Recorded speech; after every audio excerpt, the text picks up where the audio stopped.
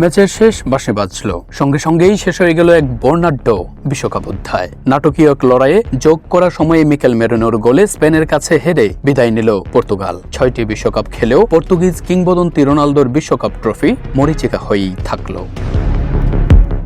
ডালাসে অনুষ্ঠিত ম্যাচের শুরু থেকেই দুই ইউরোপীয় পরাশক্তির লড়াই ছিল সমানে সমান। বলের দখলে এগিয়েছিল স্পেন, তবে পাল্টা আক্রমণে বারবার সুযোগ তৈরি করছিল পর্তুগাল। প্রথমার্ধে সবচেয়ে বড় সুযোগটি আসে 42 মিনিটে নুনো মেন্দেস দূরপাল্লার শট নেন।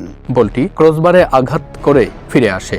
ভাগ্য সহায় হলে সেখানেই এগিয়ে যেতে পারত পর্তুগাল। বিরতির পর স্পেন আরও আক্রমণাত্মক হয়ে ওঠে। ইয়ামালের গতি, আলমোর সৃজনশীলতা এবং পেদ্রির পাসিংয়ে বারবার চাপে পড়ে পর্তুগাল। অন্যদিকে রোনালদোকে লক্ষ্য করে কয়েকটি আক্রমণ সাজালেও শেষ পর্যন্ত সফল হয়নি।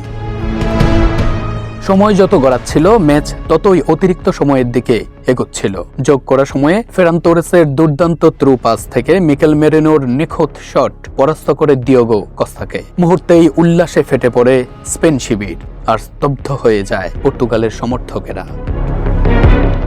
শেষ বাঁশি বাজতেই নিশ্চিত হয় স্পেনের কোয়ার্টার ফাইনালের টিকিট।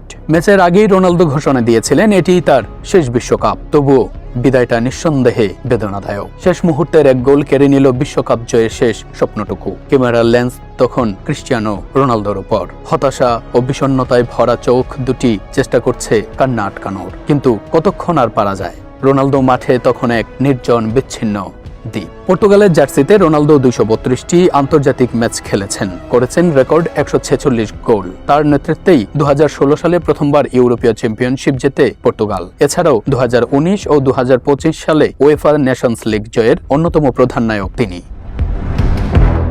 2006 সালে জার্মানিতে আয়োজিত বিশ্বকাপে অভিষেকের পর থেকে টানা 6 বিশ্বকাপেই গোল করেছেন তিনি। টানা 6 পৃথক বিশ্বকাপ আসরে গোল করা বিশ্বের প্রথম ফুটবলার হিসেবে নিজের নাম ইতিহাসে স্থায়ীভাবে লিখেছেন।